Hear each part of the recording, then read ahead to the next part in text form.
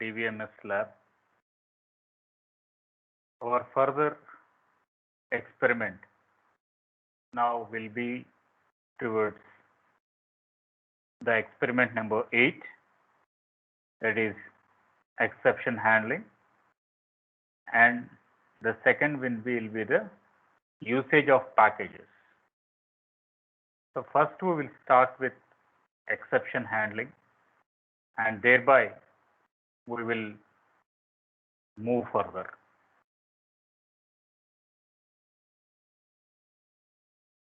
Now, to begin with exception handling, as how Java or as how the C++ has try block, throw block, catch block. In the same way, to put an exception, to address an exception, etc. So as how Java or as how C++ manages the exception, in the same way, PLSQL also has the flexibility towards exception handling. Here also we have user defined and we have system defined or predefined exceptions. So this was the overview. Now what we are taking up as a lab exercise was, we will create a simple table, and after creating a simple table we will see how an exception is going to be taken up over that. So for that we are now using a table called as customer with field ID, name, age, address and salary. So it includes total number of fields will be 5 fields. Then we are bringing up 1, 2, 3, 4 insert commands. It gives record 1, 2, 3, 4. 4 records are going to be there. Rama, Lakshmi, Sheshu and Sai with some salaries 20,000, 25,000, 10,000 and 40,000. In this way they are going to get the content. Then we want to see whether the table data has been organized or not. For that we are going to use select star from customer. Now as mentioned, we will start working with the PLSQL block. So in this PLSQL block we have declaration followed by begin, followed by exception part, and to end up we are going to use the end. Now here we can see that customer underscore ID, customer underscore ID, then it was named customer dot ID percentage type. Now what is this significance? The significance was PID is going to be the local variable of PLSQL block. Customer, it is called as the table name. ID, the attribute in customer table. Type, it gives the data type in customer table. So these are the items what we should remember. That means CID will get the same ID, CID will get the same data type what was used in the customer table. What was used in the customer table. So there won't be any type mismatch. To eliminate such type mismatches, we are fixing up. Now we put a value called as 8. So is 8 existing? 1, 2, 3, 4. We are going to have only the 4 numbers, but still we are going to check whether an ID is going to exist or not. So before that, we say select command from and where are going to be the clauses. Name and address, these are from customer table. CNAME and address, these comes from the local variable. So that means customer table data is moved into PLSQL block. So customer table data is moved into the PLSQL block. And ID is equal to CID. We are going to call condition. We are going to call this attribute as a condition. We get the name and we get the address. We are going to display. Now here, this is main, right? So exception, we are going to call it as reserved word. When is the reserved word? Exception is a reserved word. Then is a reserved word. When, then, and this is worst case here. And printing no such customer exists is be the best match case. Now, here we should understand when no data is found, we say no such customer is going to happen. But if the customer is going to form, that means if we give a record number 2, then Lakshmi with 30, Vijayawada 25,000 will have to be displayed. If the number 2 is not going to be found, that means I gave here the customer value as 8. Obviously, I expect the answer should be no such customer is going to exist. Okay. So we have 3 cases, right? Case 1, if it is 8, then it should say no customer. 2, if it is 2, it should print the customer data. 3, no such data exists. If we no definition. If we make no definition here, then we should say others. So now let us work with the PLSQL part, that too especially the exceptions, how they are going to raise and how they are going to be triggered, etc. Okay. So we will bring this into our SQL part. So for that we are going to use up the SQL online compiler editor. So we are now keying the user and username and password, which were my credentials, to showcase you on live how the queries are going to be executed.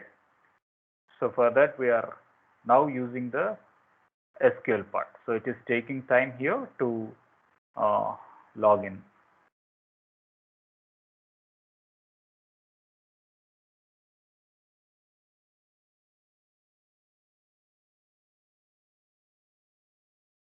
So there was an error here. So let us go via Google. So I am hitting on the URL live SQL. Then I make a sign in option.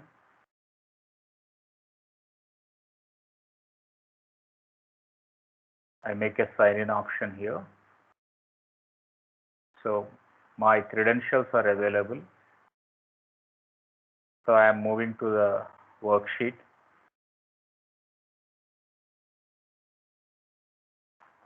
the things here. First part, we must create a table. Next part, we have to go with 4 insert commands for simplicity. Then we need to verify the 4 commands are done or not. Then we have to declare the local variables, and these local variables has to be upgraded with the global variables, that is from the customer. Now we write up the exception. So in the first case, we have taken ID as 8, but we get 1, 2, 3, 4 here. There won't be any IDs. Therefore, it will put a error called as no such customer. Assume if I am going to key the item 2 here, then it should print Lakshmi's record. So let us see how it goes. Now,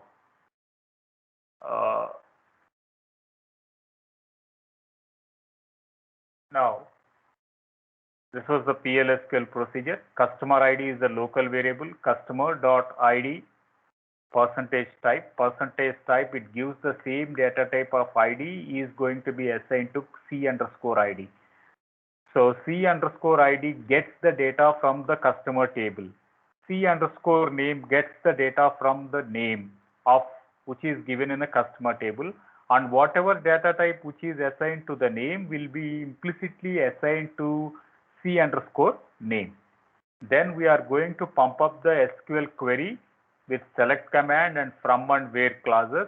We now move the customer table entities into the attributes which are of the local case here, that is C_name and C_address. Thereby we print out the local names first. Now here is the most important concept towards working this query. We use exception here, and when we say no data is found, then it should give no customer. So we made an insert command, so obviously it is going to give up no customer is going to, we gave 1, 2, 3, 4, so 8 should be out of range. That means no such customer is going to happen. If I give record number 2, Lakshmi's record should come up. So what we will do is we will start creating the table called as customer. You can see here table was created. Table was created.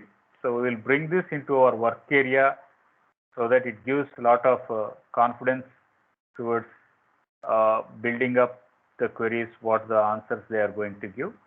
Then we will make the 4 insert operations. Now you can see here 4 rows are inserted one after the other. 4 rows are inserted one after the other. Then we will see how the customer table is going to be displayed. So we make select star from the customer. Now we can see that the customer table, it is going to be having the 4 records only. It is going to give up only the 4 records, not much, right? So only the 4 records are going to be displayed. Okay, got it. Next, this is the most important part. So we will select the entire PLSQL block, and then we will hit on the run button for execution. Now you can see customer number 8 we have given. So 8 is not available in the table. So 1, 2, 3, 4 are only given. Therefore, we can say statement process no customer table. Now let me give a value called as 2 here.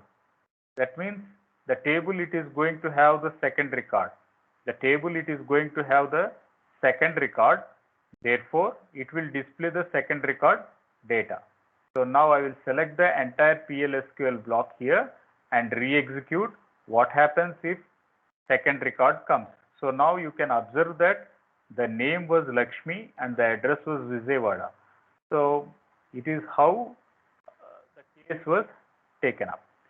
So this is one of a fundamental case what we were talking about, the exception handling. Now let us work with user-defined variable model. Let us work with the user-defined variable model here. So at this case, what we will do is, we will repeat the same approach here. That is, we are going to take a declaration part, and then we have local variables ID, name, and address. Then they are matched with the attributes with the customer table name, address, and ID. Now here we are going to give the original record too. Now let us create the user-defined exception. So when we want to create the user-defined exception, we will start with a word called as a exception here. So we raise three cases. Case 1 less than 0, case 2 equals to, case 3 not exist. So in this way we will work it out. So now if ID is less than or equals to 0, then it must raise an exception. Okay. Now what are the reserved words? So exception is a reserved word. Rise is going to be a reserved word. So these are two are reserved words. Like what? Throw and catch. If there is a throw block, you can have a catch block. So here we do a exception. As an exception is made, now we are going to have a rise. We are going to have a rise this exception. So where are we rising this exception? We are rising when the condition is going to be true. So we get the from clause, where clause in the select command. So name and address, they are from the customer table. They are from customer table. Customer name and address, these are local variables in PLSQL. These are local variables in PLSQL. So from the global variables, we are now moving the data into the local variables. So finally, we are going to display the name and address here. Now, let us bring this exception here. So exception, we have when and then. Again, when and then. When and then. So we get up the cases. We make the cases like switch statement. Like switch statement. So what is the statements we are mentioning? One, we call it as when exception is valid ID, when no data found, and if there is other cases. Case 1, exception invalid ID. Case 2, no data found. And case 3, when others data is going to mingle up. So what we will do is, we will take the second part of the query and see how the 3 or 2 cases are going to be propagated as a part of the PLSQL, especially the part called as exceptions. So we will move to the work area here. Then we are at line number 33, I remember. So line number 33. Now we have the declaration part. Then we have 3 local variables. Instead of global, we are now working with the locals.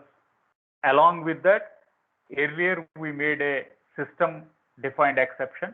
Now we are going to bring up the user defined exception. So we get this begin here. Then we are going to use the if condition. So if it is going to be terminated by if else, and if part is going to have else part also, true part and false part. This select name and address into C underscore name, C underscore address. These are going to be the variables which are inside the PLSQL part. Then we are going to display the answers here. So we get this and if. So if it is going to be terminated by and if it is going to be terminated by and if. Now we can say exception. So when we call it as an exception here, we get three switch statements like model content. One, it is if it is greater than. Two, no such data exists. And three, if the original data is there exists. None of them are going to be brought up. Then if there is some mismatch case, then it is going to print up a error here.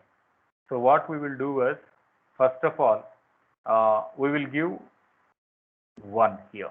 Okay, that means we expect record number 1, Ramu should be printed out here. So we will select the entire PLSQL block, and then we are going to hit the run button here. So now you can see the Ramu record is going to be taken up. That means normal case, whatever the normal case is there, that normal case has been fulfilled.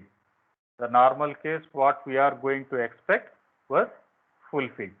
Now what we will do is, we will see that ID must be greater than 0, right?